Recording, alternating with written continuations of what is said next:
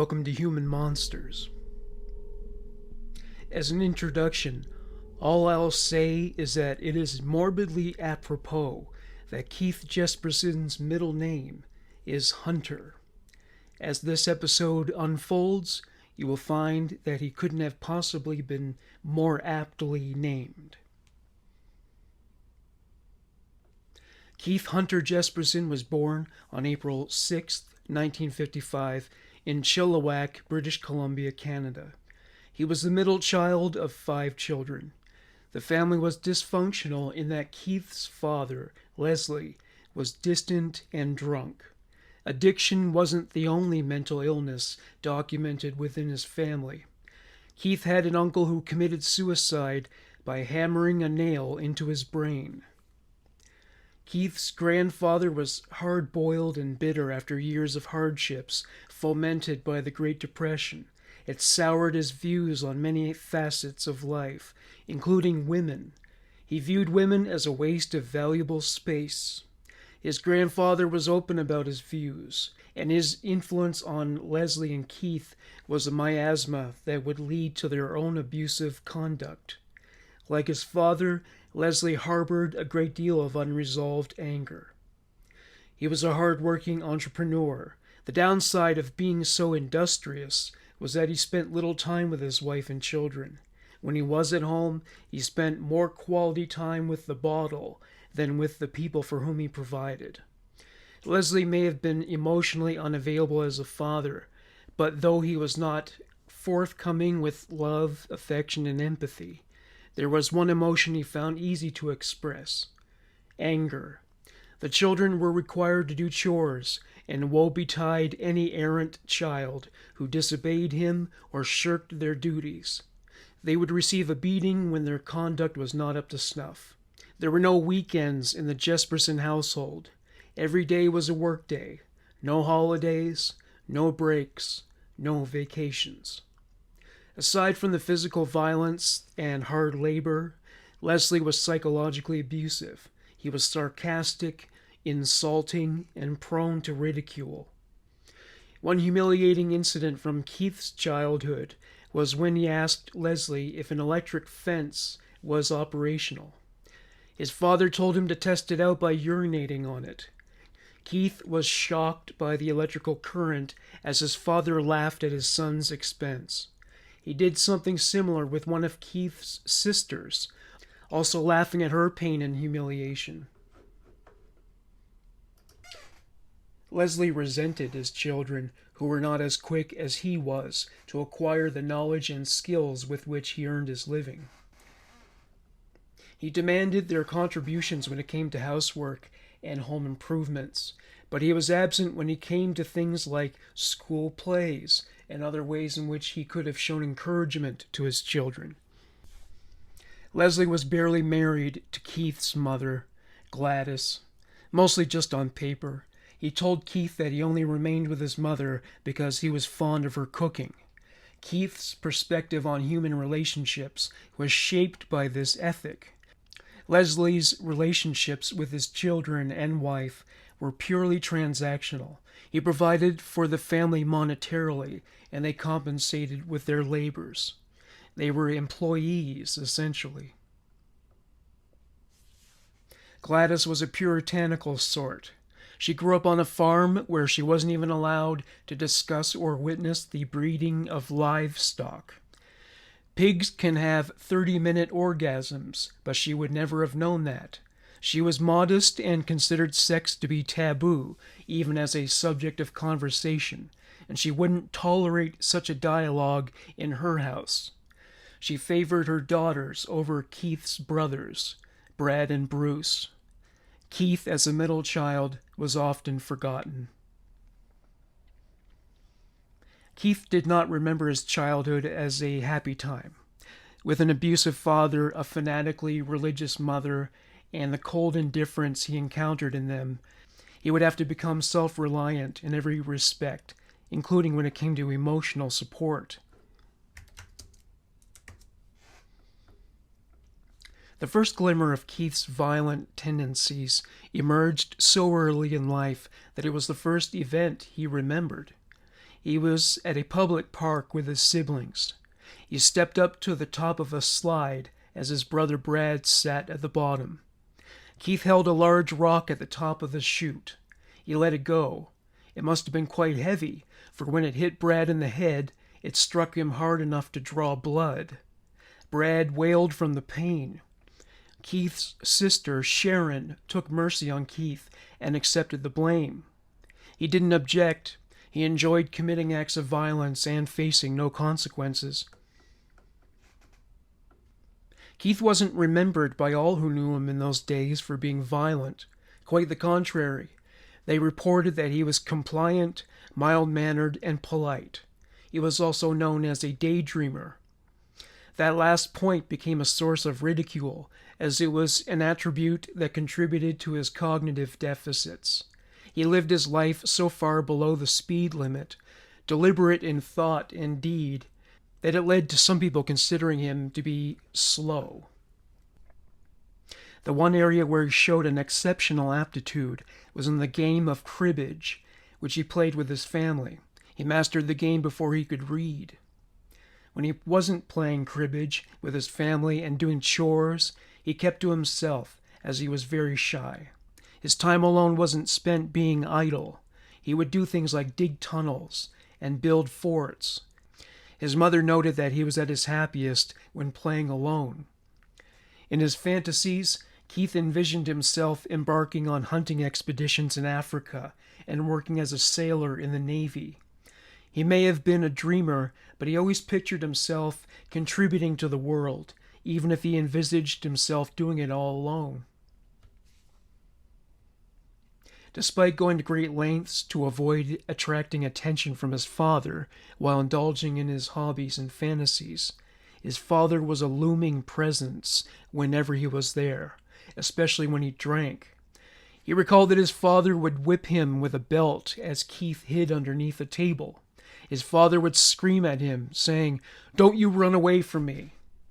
Keith recalled experiencing this at the age of 4. His father would drag him out and beat him viciously. If he cried, he would be told to stop, lest he be given what his father deemed a, quote, real reason to cry. One thing that triggered Leslie's rage was an incident that involved a duck that Leslie kept as a pet. He showed more love to the duck than he did to his children. Keith experienced another violent impulse, like the kind that led to him bashing his brother in the head with a rock. This incident also involved a rock, though it was the duck that suffered, and this time the victim perished. Gladys tried to intervene on Keith's behalf, but Leslie ignored her protests and beat Keith with his belt. Leslie was drunk all the time, leaving him impervious to reason.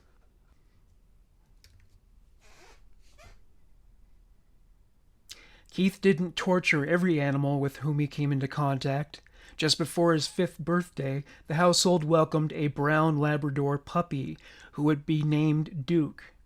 Duke would become Keith's best friend. Duke slept on Keith's bed and protected him from trespassers. He had even gone as far as to kill dogs that invaded their property. Duke was also quite virile with a healthy libido, and he would mount any bitch that came around. This was Duke's introduction to sex.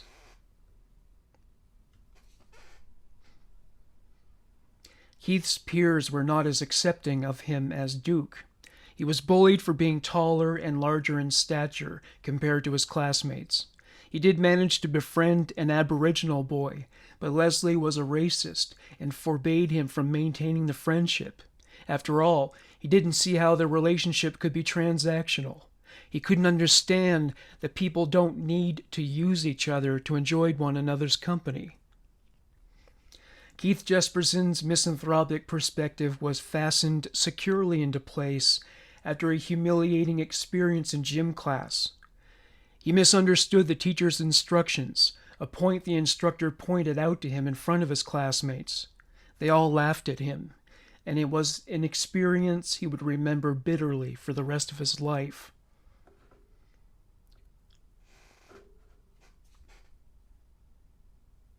Keith's parents intervened when they became concerned about his checkered social life, inactive as it typically was. Ultimately, Duke's loyalty and companionship was not considered to be adequate. Keith needed to understand how to communicate and bond with his own species. Keith met a boy named Martin and soon befriended him. Martin was hardly ideal as a playmate. He had a proclivity for mischief and would start trouble before throwing Keith under the bus. Keith was too socially maladroit to negotiate with others and avoid the punishments that came his way because of Martin's shenanigans. Naturally, Leslie's belt would become increasingly weathered from its frequent use as an instrument of discipline. Eventually, Keith reached the end of his rope with Martin. One day, he cornered the boy at the garage of the Jesperson house and wrapped his hands around Martin's throat. He choked him relentlessly. Martin began to panic as it seemed that Keith had no intention of sparing his life. Though no humanitarian, Leslie happened to be around, and he intervened on Martin's behalf, prying him out of Keith's grip. Keith was beaten savagely for that incident. Years later, in reflection, Keith remembered having an epiphany. He realized that he didn't just have a dark side, as we all do, sometimes characterized by Jungian terminology as the shadow. There were two Keith Hunter Jespersons. One was the gentle and pacifistic type, the other a product of rage that was driven to take control of a situation. His father could control that persona's actions, but others would not be so fortunate.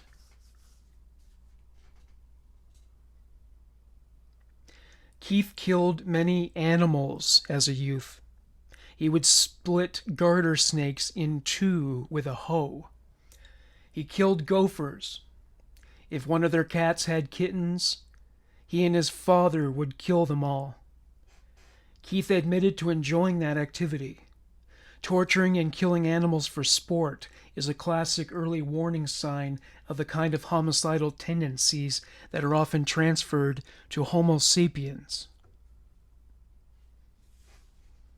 Having encountered the worst that humanity has to offer, his pest control efforts would one day expand beyond the rubric of rodents, reptiles, and surplus felines. This was a man who would one day surmise that mankind, too, was overstocked in its inventory and needed to be purged in the hour of its redundancy. Keith experimented with sexuality within the domain of puppy love.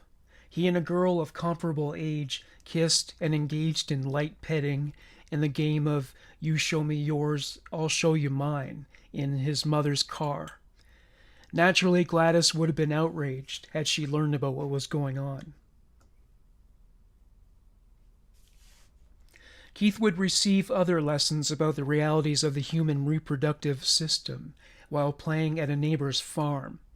As he and his friends were playing, one of the farm hands offered to teach them about coitus. With some gentle prodding, he persuaded the children to undress. He too removed his clothes. He talked them into touching one another. Keith became uncomfortable with this. If another child had proposed this activity, he might not have been as disturbed by it. But to have a grown-up, a naked man no less, orchestrating an orgy of juveniles, it was just too creepy. Before the barnyard eyes wide shut party commenced, Keith put his clothes back on and fled. He later asked one of the boys who stayed in the barn what transpired in his absence. If Keith had any regrets about leaving when he did, they were quashed when the boy told him the farm workers sodomized him and that it was exceedingly painful. He reported the man to his father. The boy's parents told him to keep the matter to himself. The worker was never seen on the farm again.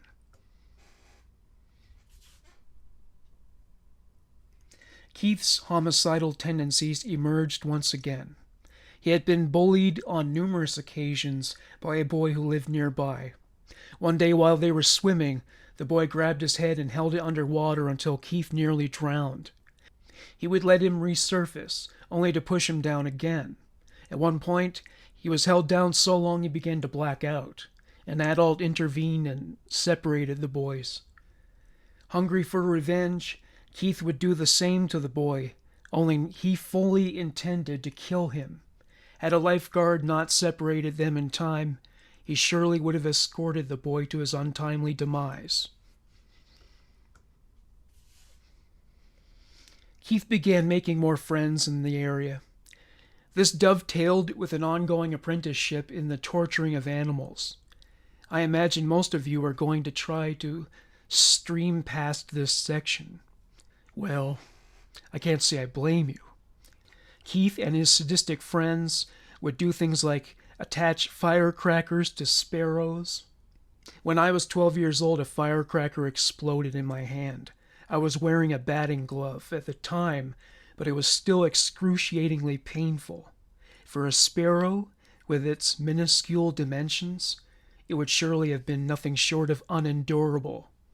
He would also nail crows to a wooden board. Once fastened to the board, he would practice throwing knives at the bird, still alive to withstand the torment. They would force Alka-Seltzer into the beaks of seagulls, which sounds innocuous, but it would cause the seagulls' stomachs to explode. Cats and dogs were not spared. They would nail them to the same boards and puncture them with needles and other piercing objects. Keith's favorite form of animal abuse consisted of crimping together the tails of cats with wire, throwing them over either side of a rope, and observing as they clawed each other until one of them died. The boys found this endlessly amusing, laughing like Beavis and Butthead.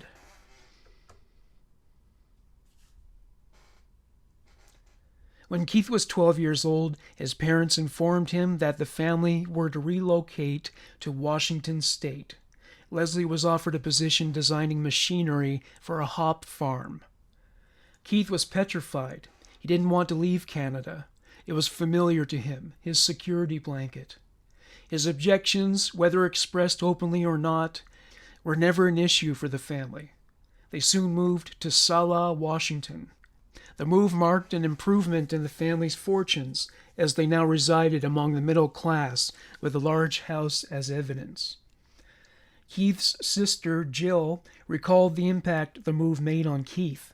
She saw a change in him, which was instigated by the bullying to which he was subjected by his new school peers. Due to his large frame, he was called Sloth, Fatty, Hulk, and for irony, Tiny. She said the nicknames didn't seem to bother him that much, except he developed a morbid sense of humor. Anything that was repugnant and dark was endlessly amusing to Keith. One way he dealt with a change in scenery was to explore the scenery alone with Duke by his side. He explored the forest that surrounded their adopted community. One day Keith acted out in the company of his friend Tom Hagar by shoplifting. He got caught and was brought by his father back to the store to apologize to the proprietor. He was made to sweep the back alley as a penalty. From that point onwards, Leslie would refer to him as his little thief. It sullied his reputation within the small community, and parents would disallow him from socializing with their sons.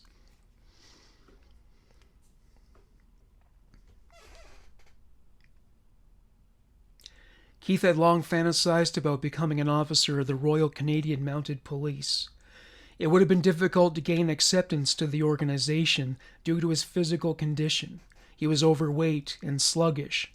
Despite the stereotype of Mounties on horseback, riding in ceremony, the truth was that they were like any other police officers, chasing down offenders and engaging them in violence when necessary. The RCMP is the Canadian equivalent of the FBI, and their standards for recruits are commensurate. Keith's chance of wearing that badge were slim to none.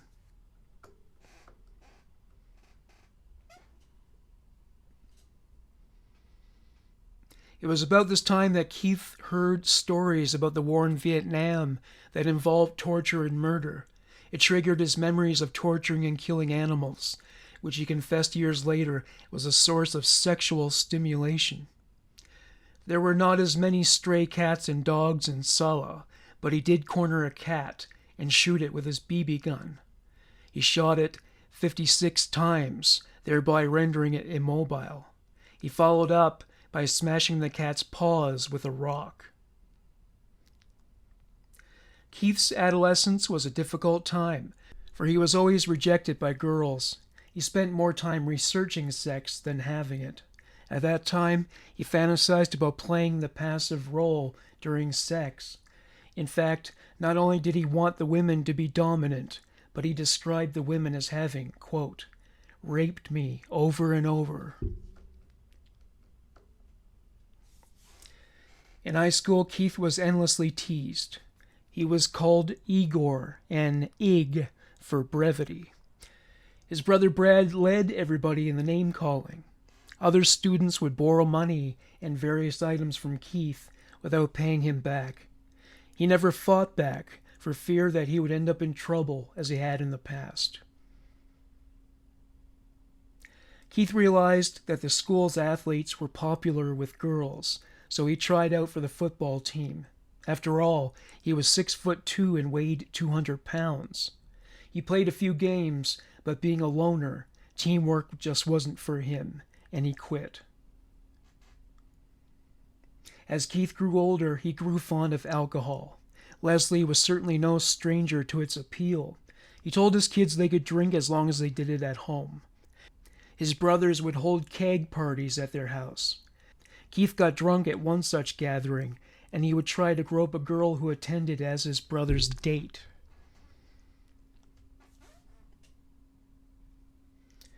Leslie hated Duke. Duke had grown old, arthritic, and slow-witted. In other words, he was no longer useful. One day, Keith came home from school and learned that Duke was dead. The story he got from Leslie was that Duke got into some coyote poison and was so ill he was forced to shoot him.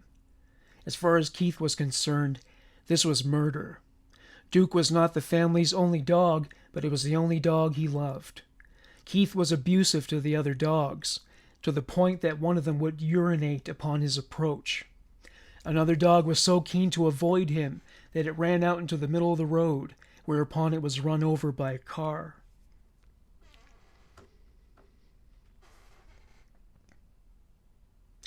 There was a significant turnaround in Keith's sexual fantasies. Rape and abduction factored into them, only he no longer wished to be the victim. He wanted to overpower a petite little thing and conduct the encounters on his terms. He masturbated his way through these scenarios, as there was little hope of getting a girlfriend at the time. However, when he was a senior, he met a girl who was a junior, and, miracle of miracles, she liked him back. After going on a few dates, they went steady, as the old-timers used to call it. Keith still dreamed of being a Mountie. His prospects of realizing that goal became more realistic, as due to his having participated in the high school's wrestling team, he was in much better shape. He was less awkward and clumsy than usual, enough that he could climb a rope in gym class. This was to be a pivotal event in his life, for the rope snapped, sending Keith hurtling back down to the floor from heights that could have been measured in vertigo. When he landed, the impact left a painful sprain in his left side. He was told by doctors that the injury would soon clear up. This prognosis was inaccurate. His foot swelled to twice its normal size. He had to rip a boot apart to fit it inside. His girlfriend found his newfound disability to be a major turnoff and would not see him anymore. He now walked with a limp. He couldn't wrestle anymore because, like the 1984-era Cobra Kai karate dojo, his opponents would go for his leg. He was ostracized by most of his peers, treated like he was a freak. When Keith graduated from high school, his future looked bleak. He didn't have the grades to get into university, and with his foot injury, a career in the military was a no-go. He took a job pumping gas. Keith's foot was examined in more detail. It turned out he had torn ligaments. It would require an arch support and 3 corrective surgeries. After the first procedure, he walked with crutches. Keith wound up tending to the family business after his father crashed his motorbike while inebriated. Having navigated a sexual wasteland for years, Keith met a 17-year-old girl named Rose at a fast food restaurant. They flirted, went on dates, and became engaged. While Keith's family liked Rose and emphasized how lucky he was to have landed such a girl, her mother was not sold on Keith at all, feeling he wasn't trustworthy. Rose saw her pending marriage to Keith as a one-way ticket out of the family's home, and that sweetened the deal for her. Though Keith was somewhat apprehensive about tying the knot, they nevertheless set a date for the wedding, which was to be on Rose's birthday, that being on August 2nd, 1975. Though he was still a little uncertain if it was what he really wanted, the couple were married nonetheless. Leslie and Keith were working toward converting a large parcel of land into a trailer park. It was about this time that Keith was accused of statutory rape. Whether or not the allegation evolved past the he said, she said phase, it was certain that he had been fond of looking through the windows of women's trailers at night. He would fantasize about what he saw while laying next to his wife the same evening. Keith hadn't killed anything for a while, but an opportunity presented itself when he encountered a stray cat in the trailer park. Strays were banned from the property. He enforced this ban by slamming the cat head first into the pavement. While the cat was in a daze, he choked it until it perished. He drove it to the woods later and threw it out the window. Other cats were disposed of with comparable brutality. He used tools such as shovels, screwdrivers, sickles, scythes, hammers, and when those things were lacking, his bare hands.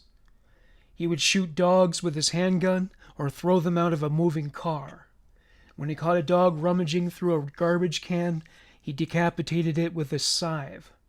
He massacred a litter of kittens and one adult cat with poisoned meat. Other cats would be burned alive in an incinerator. Sometimes he would throw a cat in a barrel of gasoline and set it on fire. These acts were sexually gratifying for him. Normally I try to be as unbiased as possible, taking a purely journalistic approach as a reporter sticking to the facts. This time I can't help myself. This guy is a piece of shit. He deserves all the rape and shanking he can get in the can. And to think I haven't gotten to his crimes against humanity yet. Fuck that guy. All right, back to the brass tacks reporting.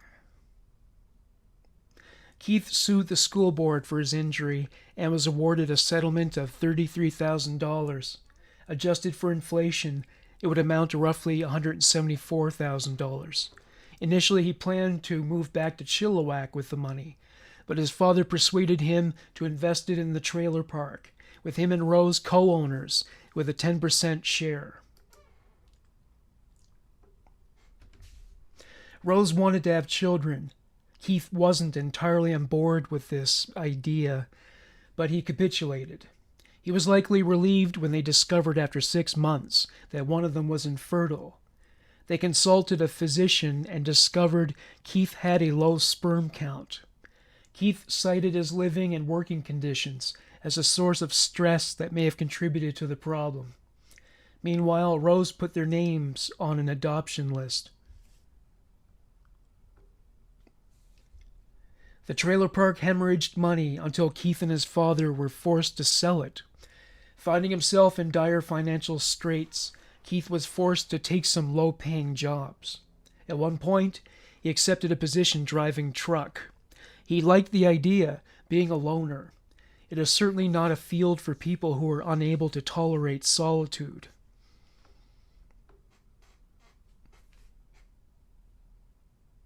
In 1979, Keith and Rose finally became parents when their daughter Melissa was born. Their son Jason was born in 1980. Keith was, by all accounts, a loving father who doted on his children. He was adamant that not only would he not beat his children, but Leslie wouldn't either. Keith's relationship with his father was cordial, but Keith never forgave and forgot the abuse.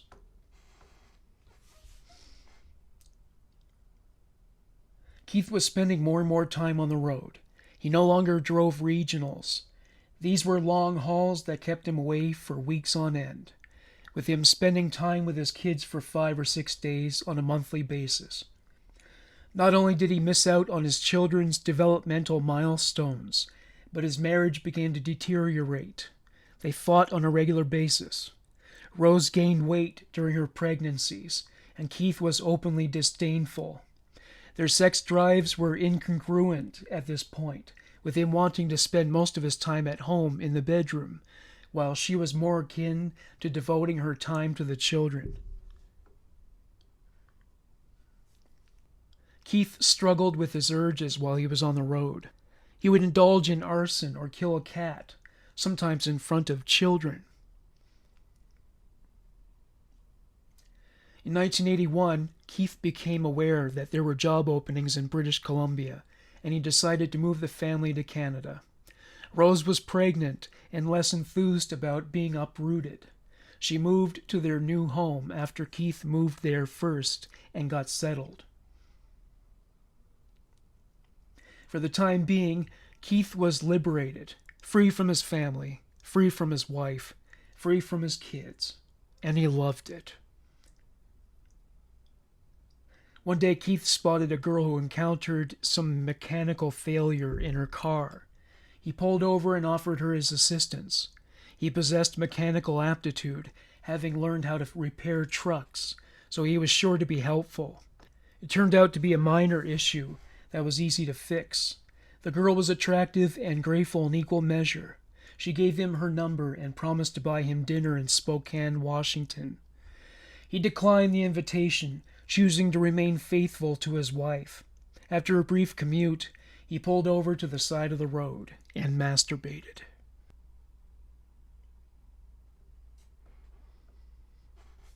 Keith resumed his career in long-haul trucking once he got settled in Canada. The job enabled him to live as a bachelor once he was away from his family.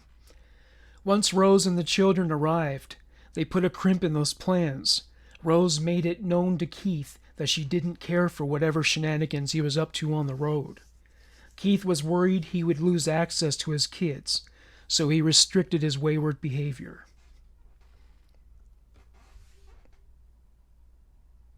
Keith was up to his Adam's apple in debt, and when he learned about the money welders make, he quit the trucking business and underwent training to become a welder. He was fired from one employer for pilfering work overalls. After a period of job hopping, Keith moved the family back to the States after learning that his mother had cancer. Keith turned back to trucking to make a living. He had fallen out of love with Rose by that point. Keith was so busy driving truck he had no space left in his schedule to devote to his favorite pastime, that being the torture and execution of animals. He enjoyed the freedom of the road as before.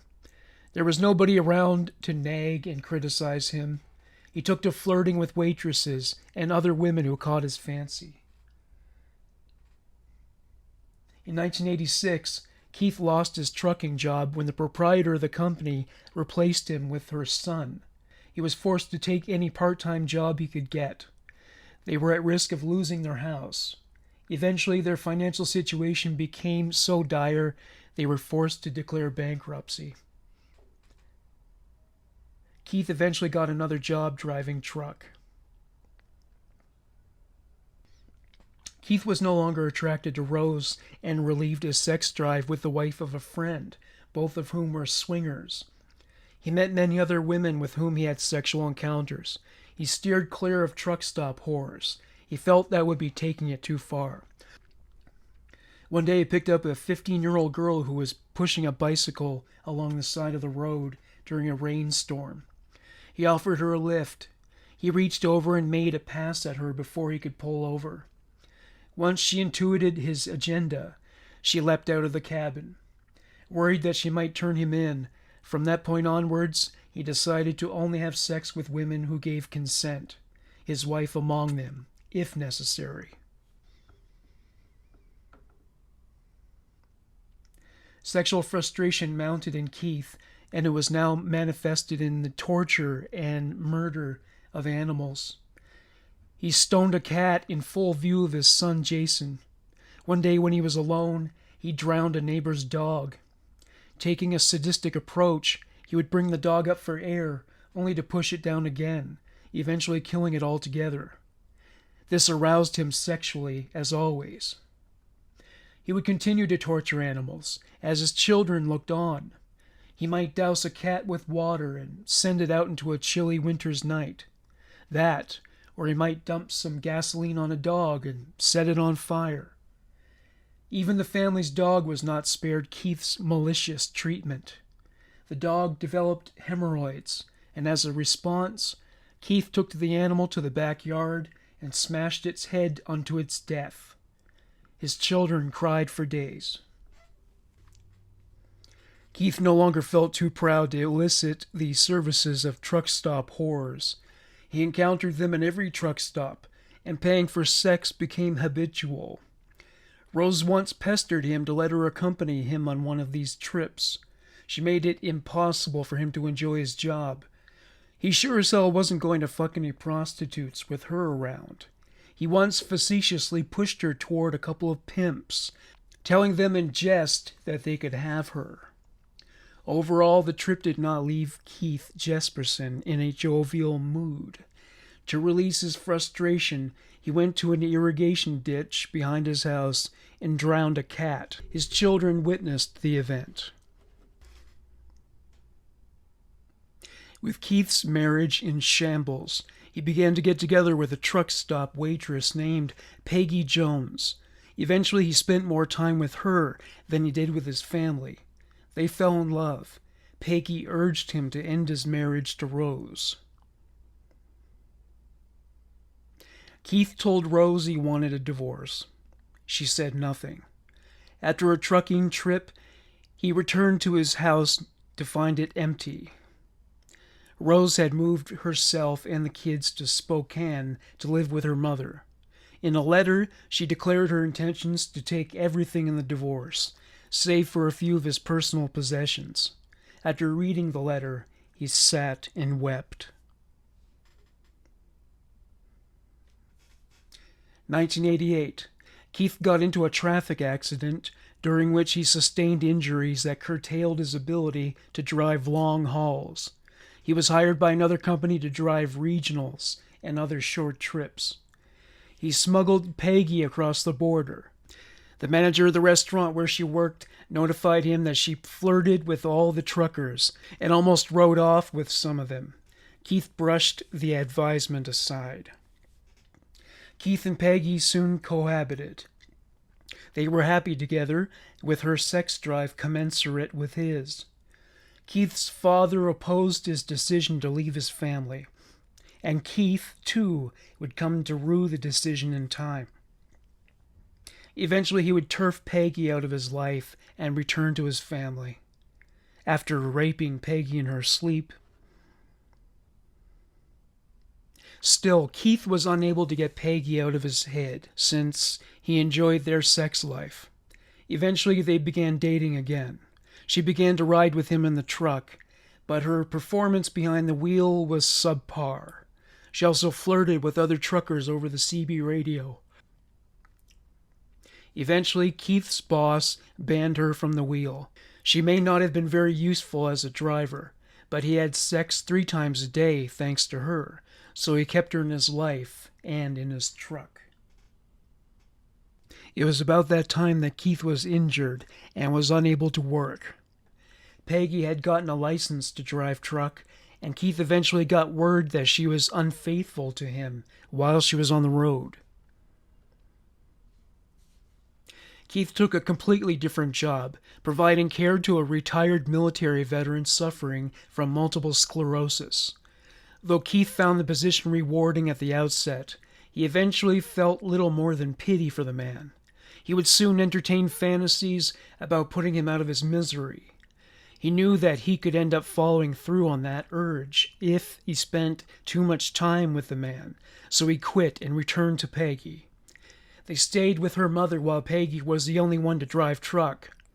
Keith heard more stories about how she was giving herself away to other drivers.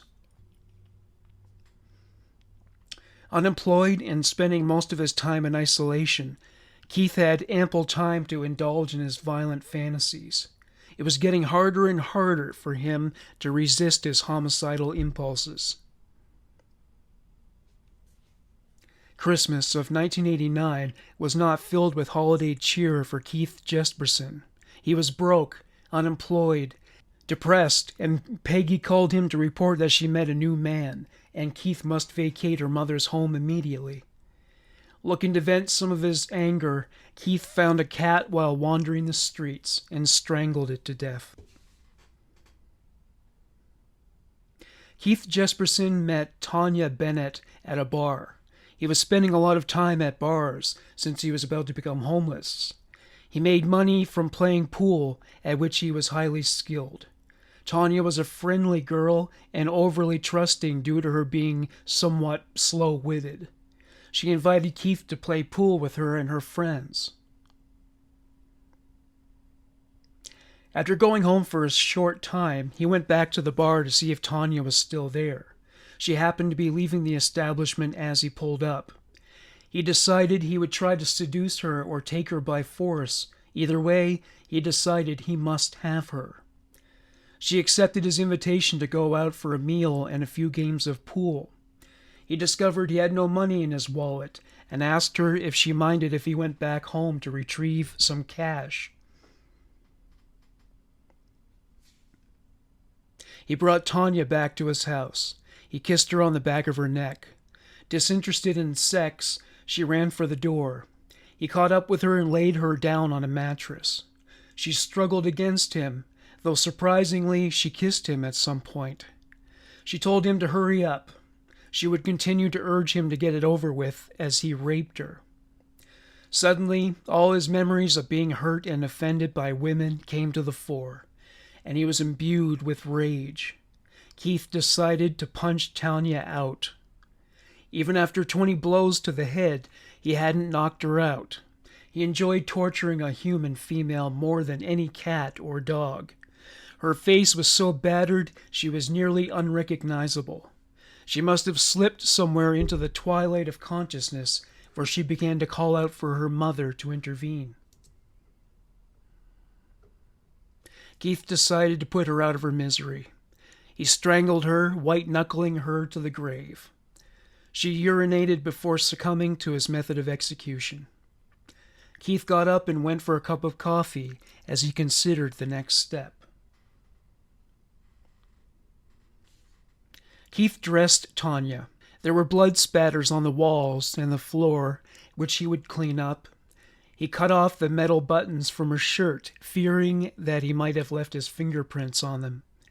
Afterwards, he was split between enjoying the power he had over her while also wishing he could revive her. Later, Peggy would call home as Keith admired his handiwork. He fondled Tanya's corpse as they talked. He placed Tanya's body in a ravine later that night. He spent the next few days obsessively cleaning the house and concocting alibis, which included appearances he made at bars and other establishments the night of the murder. The body was found days later. Strangely, 2 bar patrons who were present at the time Keith met Tanya confessed to the murder, so for now Keith Jesperson was in the clear. Keith and Peggy went steady again, though the relationship faltered consistently. She retired from trucking and returned to waitressing, while Keith looked after her 2 kids. Keith harbored a great deal of rage toward Peggy, both consciously and unconsciously. He would sometimes wake up in the middle of the night with his hands around her neck. Keith decided to move to Sacramento, California. Throughout the trip, he continued to fantasize about committing murder. He decided to visit a woman he had known in the past named Nancy. When he went to her place of work to find out if she was there, he was told she was raped and murdered. Keith considered this to be a damn shame. He would have loved to have raped and killed her. He picked up a hitchhiker named Jean. He forced her to perform oral sex on him, but he didn't proceed to full-on rape and murder because she had her infant child with her. When Keith pulled up at a hotel, he was surrounded by police. They questioned him about the attack, and he insisted it was a misunderstanding, saying that he wouldn't have let her go if she had truly been raped. Nevertheless, he was ordered to report to a detective in town and have his fingerprints taken. Keith went back to trucking and lived closer to Rose and the kids again. Peggy accompanied him on the road. The couple who were charged with the death of Tanya Bennett were both sentenced to 15 years in prison. When Keith pulled over for a minor traffic issue, he learned he was charged with sexual assault. During his detention, he told Peggy he killed a girl, though he didn't give her a name. The charges were reduced after he spent a few nights in a holding cell. His employer gave him money to take a bus home. During one stop, Keith wrote on a wall his confession to having murdered Tanya Bennett. He went as far as to mention the time and location, that he both raped and killed her, and that he enjoyed it. He finished by saying that while other people had taken the rap, the real killer was still at large. He did the same thing at another restroom 2 months later. Keith tried to rape several other women, but thought better of it at the last minute, or in one case, a woman pepper-sprayed him and escaped. At this point, about 2 years had passed since his last murder, and the bloodlust was bubbling up to the surface again. Summer 1992. While working on his truck, a woman named Claudia introduced herself to Keith. She asked him for a ride to Los Angeles. She said she had hitched with truckers many times. He wasn't enthralled by her looks, but she was attractive enough, and he agreed to take her. During their journey, he pulled over and made a pass at her, kissing her. She told him he would have to pay. Not willing to take $50 for an answer, he forced himself on her, ripping her clothes asunder. He later gave her $20. She told him it wasn't enough, and that she would report him to the police for rape unless he gave her more. Keith wrapped her arms and ankles in duct tape. He punched her in the side of her neck, and she passed out. Just as he was about to rape her, a police cruiser pulled into the parking lot. He took to the road. Miles later, Claudia woke and struggled to free herself from her bindings. He stopped the truck and forced himself on her again. At the next stop, he raped her once more. He would choke her, allow her to regain her breath, choke her again, and so on, until he finally put her to sleep for good. Now it was time to figure out what to do with the body. Having found a ravine near the San Bernardino Mountains, Keith fell asleep. He woke to the sound of other truckers on his CB radio talking about how Keith's truck was surrounded by police. Keith got out and explained to the officers that he was concerned about the condition of his tires. They accepted this story and went on their way. Keith placed Claudia's body in a canyon and buried it underneath tumbleweeds. Keith met a young woman named Cynthia Lynn Rose, who asked him if he wanted to party. He only wanted to sleep at the time and shut her out of the truck. Cynthia jolted him awake later when she jumped back into the truck. Furious, Keith grabbed her by her neck, placed her on the bed, and began strangling her until she was dead. He only regretted it in the sense that he hadn't had a chance to rape her. As he drove away, Keith began to worry the girl would wake, as Claudia had. He stopped to bind and gag her. As he did so, he heard breathing. She was still alive. Keith stopped at a cafe's parking lot and dumped Cynthia's remains by a tree. November 1992. After haggling with a prostitute named Lori over her compensation, they wound up at loggerheads. The exchange was so heated, Lori threatened to call the police. He warned her about taking such a risk when demanding extra money from him. Keith grabbed her and slammed her down on the bed. He choked her for an hour, permitting her intermittent revivals, choking her again, until he finally finished her off. Once he was assured of her demise, he went into a diner for a cup of coffee. As he drank it, he meditated on what he considered to be stupidity on the part of the prostitutes for putting themselves in harm's way. He devised a plan to dump her body at a parking lot where he could cover her with vines and garbage bins. He dragged her corpse by the hair to the disposal site. He viewed her as garbage and considered the spot to be consistent with her mortal status, as he characterized it. He would go on to blame Lori for the murder, insisting that she provoked him to do it by badgering him for more money. March. Keith pulled over to a diner in California. A girl named Cindy was sitting at the counter. She looked sad.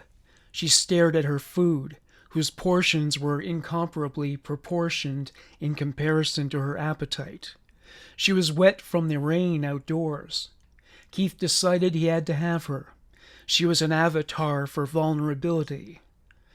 Danger nips at the heels of the woman who walks alone in isolation. There was a matronly aspect about her, with her glasses and superficially bookish demeanor. She reminded him of his mother and teachers, women who had nagged him and put him down. Keith told a waitress that he would pay the girl's bill. When Cindy became aware of this, she gestured her gratitude. She went over to Keith's table afterwards and sat down with him. She talked and he listened. He avoided disclosing personal information. At one point, she asked him where he was headed. He told her Salinas, California. She begged him to take her along and drop her off in Sacramento. Now he definitely wanted to kill her. He hated it when women begged because it was a stark reminder, as he saw it, that they were always out to use a man for something. Whilst on the road, Keith pulled over to a gas station so they could use the washrooms. When Cindy returned to the truck, she was wearing makeup, and her blouse displayed more cleavage. Gas, grass, or ass, she was streetwise enough to know that nobody rides for free. Another stop. When Keith returned to the cabin, he reached over and kissed Cindy. She kissed back, and they adjourned to the sleeper to have sex for the next few hours.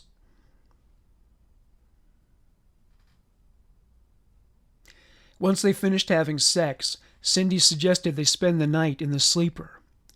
Keith told her she wouldn't be very comfortable back there. She asked him why not. He told her that it would be because he was going to kill her. She was more baffled than afraid. He may have convinced her of his sincerity when he launched into a full-scale rape. Like 50 Cent, he's into having sex. He's not into making love. And he likes it rough.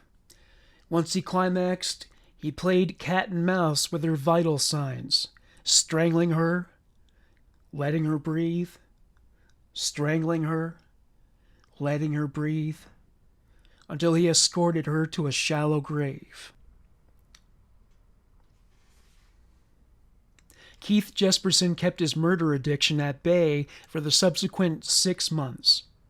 Beyond that, the fall of 1993 ushered the world of Flora into decay and denudation.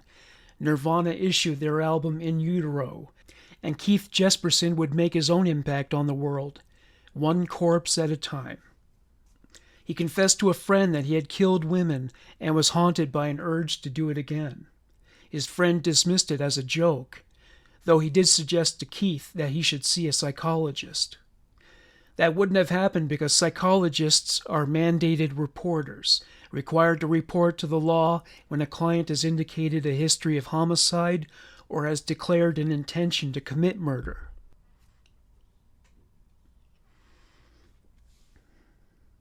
Months later, Keith was sitting in a truck stop in Oregon. A petite blonde woman walked into the room. She sat near him, and he said aloud that she had a back he would enjoy rubbing. She laughed and offered him a spot at her table. She introduced herself as Julie Willingham. They talked for a while and discovered they had a lot in common. Keith surmised that she had a lot more class than most of the women he met in truck stops. He invited her to accompany him on the road. He promised her there would be no funny business. She left a note in her car's window, notifying anybody who was interested that she would be gone for a while. On the way, they arrived in Washington State ahead of schedule, so they went to a fair. He bought her jewelry, and they had sex. She wasn't happy about his abstention from drugs, and he found the sex to be mediocre. Once, when he went to a phone booth to call his employer, he returned to find that Julie had been using the CB to score drugs. She asked him to marry her, and he accepted. They dated off and on for about a year until Keith concluded that she was just using him for money, transportation, and drugs. He felt she was more in love with pot than she was with him. She had a male roommate, and he was suspicious of the true nature of their interactions. About this time, Keith read a newspaper article about the 2 people who were held responsible for the murder of Tanya Bennett. He was annoyed that the messages he wrote in the washrooms claiming to be responsible were being ignored.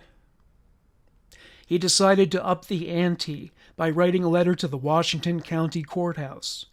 He described the crime in detail, noting where the body was left, the precise location of the wounds, the way in which she had been bound, where he left her purse and Walkman, the buttons he cut from her jeans, and even the angle at which her body had been left after he dumped it.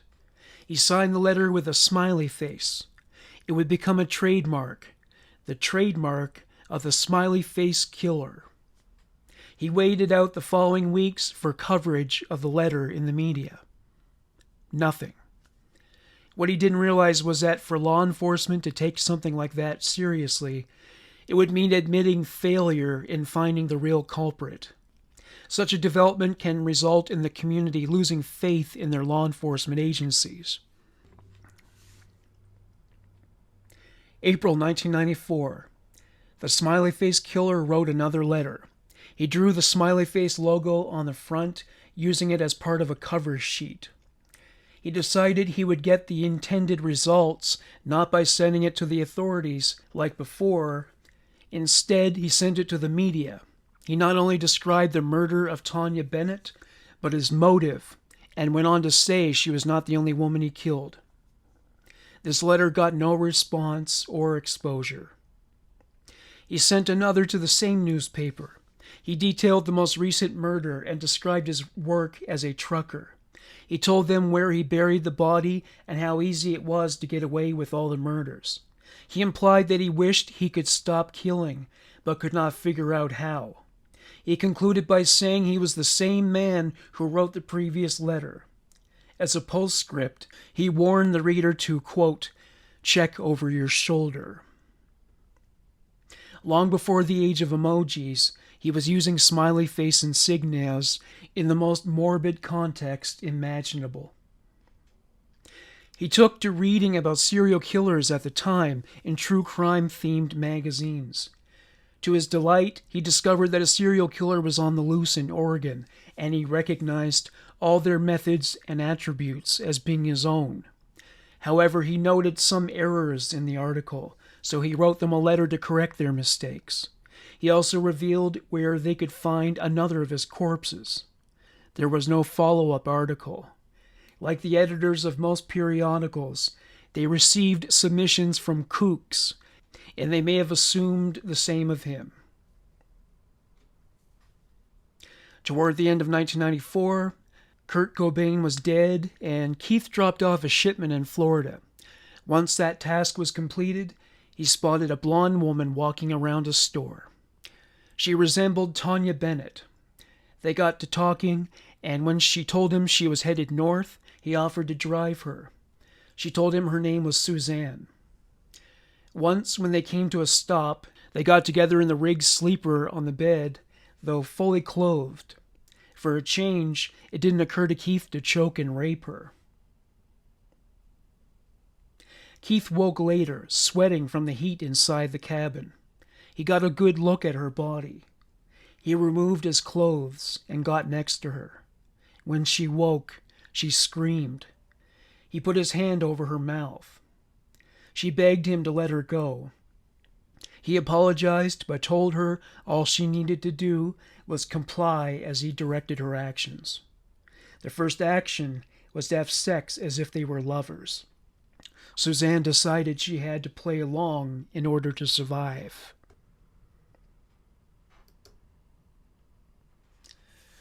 Hours later, Suzanne was able to relax and fall asleep. Keith assumed it was a ruse. Whether that was true or not, he lifted her skirt and forced his way inside her. She woke and screamed. He choked her unto her death. He dropped off her corpse on the side of the road some distance away. He left a nylon cord around her neck as a calling card. January 1995. Keith's truck caught fire, leading to an accident.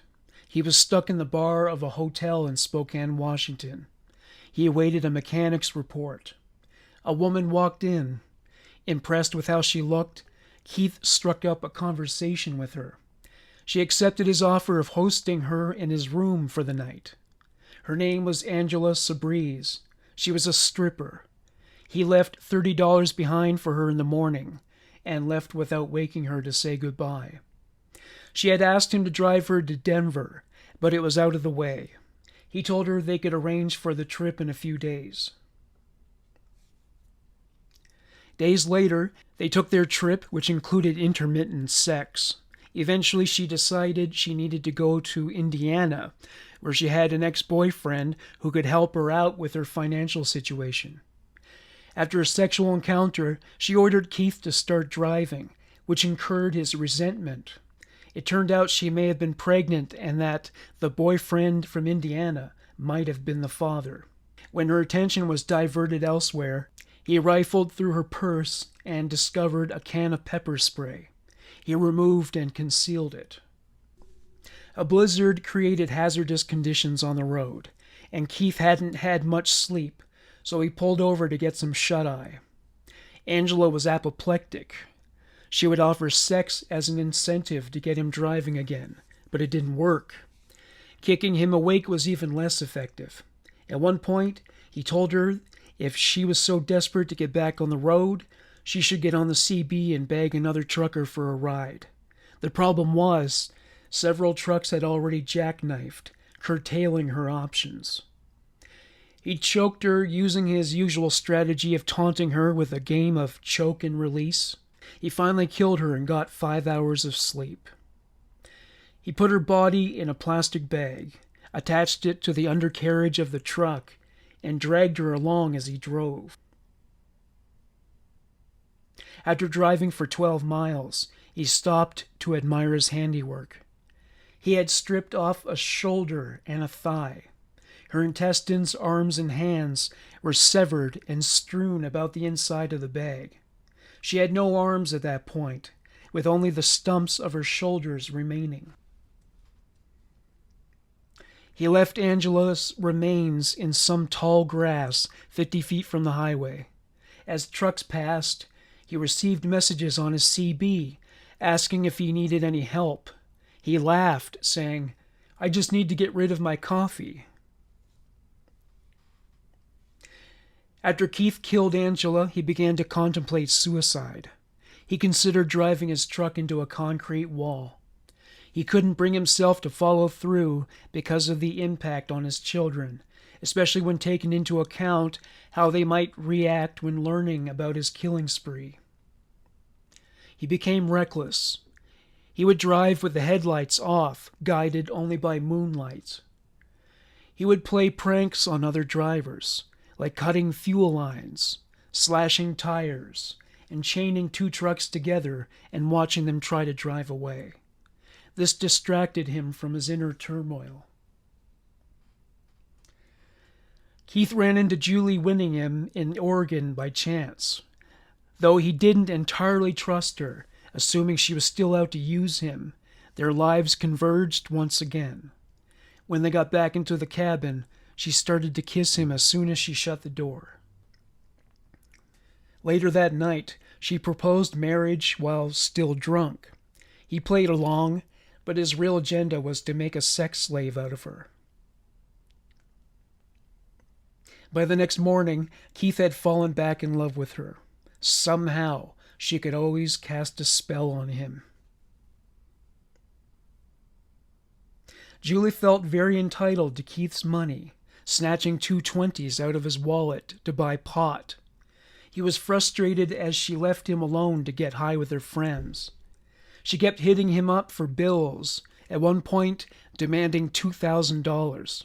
She told her friends that if he didn't give her the money, she would go to the police and claim to have been raped. He told her she didn't know what she had gotten herself into. He demonstrated this when he strangled her. He didn't kill her. He bound her wrists and ankles and placed duct tape over her mouth. She was so frightened she lost control of her bodily functions. Later, Keith pulled the truck over. He told her they would have a kissing contest. She would have to participate to prove to him that she considered her life to be worth living. After they had sex, she begged him to spare her life. She told him she didn't need the money. She claimed she was only being facetious. Unmoved, he informed her she was about to die. He blindfolded her with a shirt. He molested her randomly. He raped her again as she begged him to let her live. He began to regale her with the stories of the murders he committed. After a break to urinate outside, he got back in, and Julie was apologetic, saying she loved him and would never inform on him. She touched him and kissed his face, telling him everything would be all right. They engaged in sex play one last time, before he strangled her one last time, ending in her death. He dumped Julie's body in a location that wasn't far from where he left Tanya Bennett's remains. In New Mexico, Keith Jesperson was ambushed by 2 police officers. They told him he was wanted for the murder of June Winningham. He told them she more likely died from misadventure due to drug abuse, but they didn't buy it. He was questioned, but he didn't confess. They took DNA samples, but they didn't have enough evidence to convict, so they let him go. When Keith returned to his truck, he took an overdose of pain medication and went to sleep, hoping he wouldn't wake up. He did wake up. He considered climbing a mountain and dying from hypothermia. He wound up writing a letter to his brother in which he confessed to Julie's murder. He followed this by calling one of the detectives investigating the case and confessing to him. Leslie turned the letter Keith wrote to Brad over to police, fearing he would have otherwise been accused of withholding evidence. Keith's children visited him in jail.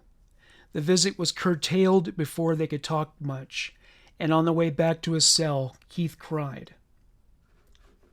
In court, Keith accused the legal system of incompetence for not recognizing him as the smiley-face killer sooner. He boasted of a triple-digit body count, a claim that could not be substantiated with evidence. Other murderers came forward to have their convictions overturned upon hearing of this, but their plans didn't pan out. Keith Jesperson was found guilty of 8 counts of murder and was sentenced to 3 consecutive life sentences. He is highly unpopular in prison due to having been charged with murdering women. In the can, he is the only animal that will be tortured if he isn't careful.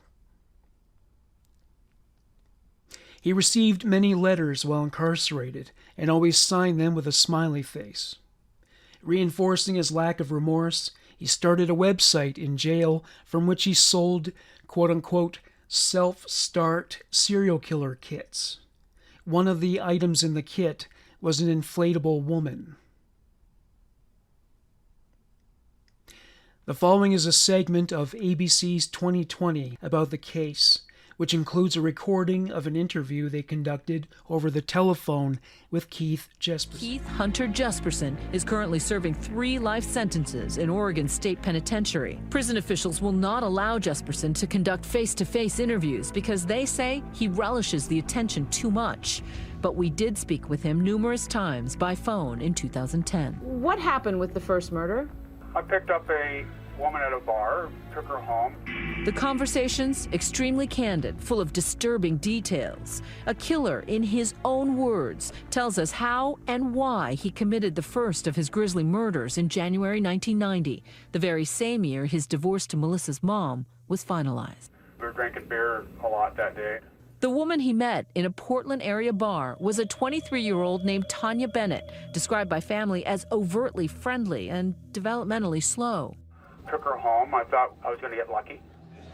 After a night of heavy drinking, the two left the bar and headed back to Jesperson's suburban red brick home, where he lured her and attempted to have sex. Comments were made and different things, and an altercation happened, and I struck her. I actually had hit her in the face, and for some reason, I just kept on hitting her in the face, and because of that, I feared going to prison for slugging her in the face and causing bodily injury, and so I killed her.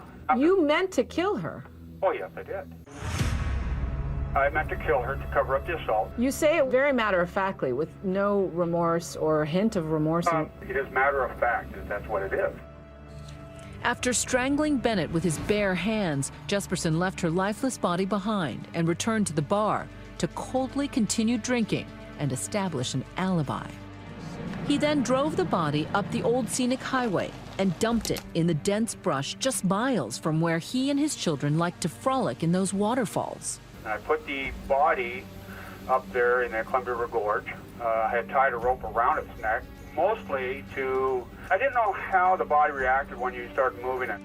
Days later, Bennett's body was discovered, but Jesperson would not become a suspect. And this is where the story takes a strange turn. Out of the blue, a total stranger comes forward to take credit for the crime with a bizarre false confession. This woman tries to frame her abusive boyfriend, telling police he murdered Tanya Bennett, using details of the crime from newspaper reports. Detective Rick Buckner investigated the case. She actually went so far as to buy a purse and put it in the trunk of John's car, claiming it was Tanya Bennett's. Having incriminated herself, she now faced prison for something she had nothing to do with. We had people in custody for a crime they didn't commit. Meanwhile, the real killer is frustrated and envious of all the attention the pair is receiving for his crime. I was puzzled. I'd say it was something that just caught me kind of like off guard, especially when I heard that one had confessed to it. So back on the road, in a rest stop bathroom, he scribbles on the wall. January 21, 1990. Killed Tanya Bennett in Portland. 2 people got the blame, so I can kill again. And he did. 2 years later, he embarked on a killing spree. What about Lori Ann Pentland? Yes, I did kill her, yeah. her attitude was like her life was all hell and she didn't want to be around, and she wanted me to feel sorry for her, and I just, well, you know, I can kill you and put you out of your misery, and she said go for it, so I did. She asked you to kill her? Well, I told her that, you know, if your life's so bad, why don't you just end it? He recounts the details of his crimes with a chilling lack of emotion. There was Cynthia Rose. You killed her over a parking spot? Yes, I did. It was supposed to be a parking spot. Number 5 and 6 were Jane Doe's. In 1995, number 7, Angela Sabrese. Killing her, it seems, wasn't enough. Is she the victim that you tied under the truck? Yes, she is, yeah. Why did you do that? I felt that by dragging her under the truck, that I would destroy all evidence of who her identity was. Did you choke all of the women? Yes, I did, yeah. Why did you choke them? That's what I had done with the first one, so I never changed. It worked the first time, so I went to the second and third, fourth and fifth, sixth and seventh. It is so gruesome what you're describing. I mean, there's a possibility that these people's family members might be listening to you describing this. I'm sorry it happened. Wish it never happened. And can we move on? Can we move on? Yeah, I mean, come on. I mean, it's done, it's over with. How would you feel if somebody did this to your daughter? Well, I would probably search him down and kill him. Yes, I'd like to go back in time and change it and make it all go away and make it all peaches and cream again, but I can't do that. At the time, I could justify each and every one of those murders, and at this time, I cannot. Thank you for listening to Human Monsters. Bye for now.